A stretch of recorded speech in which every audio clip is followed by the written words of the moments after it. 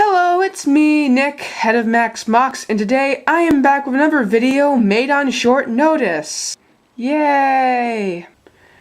Alright, so the AU helicopter probably holds the standard for being the second most bragged about MOC I've built on my channel, the first one being the ornithopter since I made it several years back. So, for my older subscribers, it's probably no surprise that I would eventually re-showcase it. However, there's just one issue. The ADU dropship and Metro Police gunship were both re-showcased because of how they still held up decently compared to my newer, stricter standards, and whether or not they were still fun to handle and play around with. The ADU helicopter, on the other hand, I'm more just reviewing for nostalgia. The building techniques and design of this MOC is mediocre at best. From a distance, I still think the MOC looks alright. But up close, you can tell that a lot of the building is just straight up and down. Also, there's barely any greebling. An annoyingly large amount of visible peg holes. Mismatching aircraft numbers. A cockpit canopy that looks awful. And up front a weird color pattern that younger me must have thought was cool. The design is actually so simplistic in some parts that I'm kinda surprised that younger me was willing to take the effort to put those window pieces on their sides to make the floor windows down there. I actually shouldn't be too harsh on the design of the build though, because overall it is still cool looking. The chunky front with the refueling rod and the sensor, the large panels around the cargo hold, and these huge turbines for the helicopter's engines all give the helicopter a nice, tough, and powerful vibe that I was really going for. What really bothers me is how poorly executed all the designs are. The engine is beefy, yes, but is built using basic LEGO engine pieces and isn't all that creatively designed.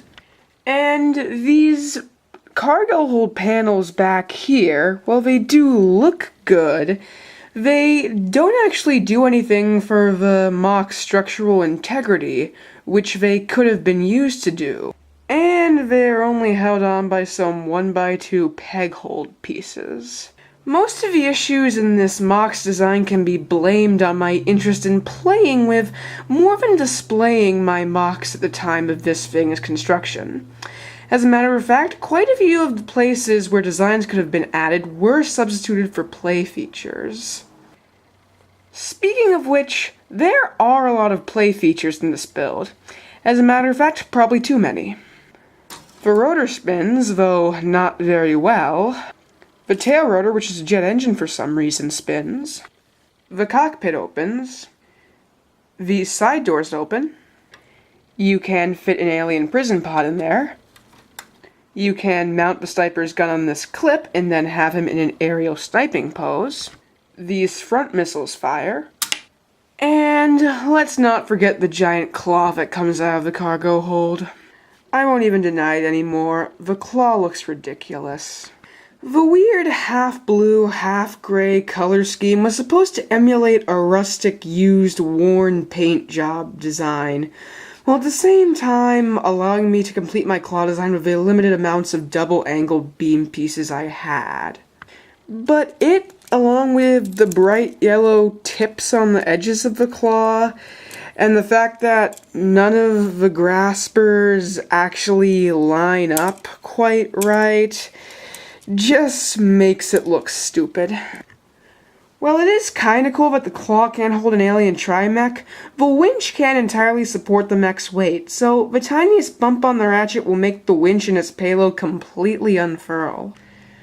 By the way, the list of playability stuff doesn't actually stop there, because I made this MOC the main LEGO build in a so-called set of MOCs way back.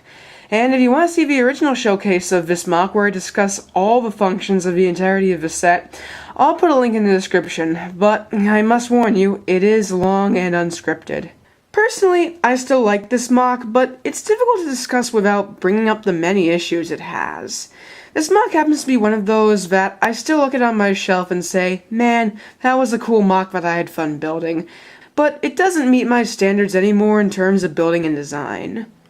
On the flip side, however, I can learn from the issues this MOC has and work to give my newer MOCs a better balance between both playability and displayability.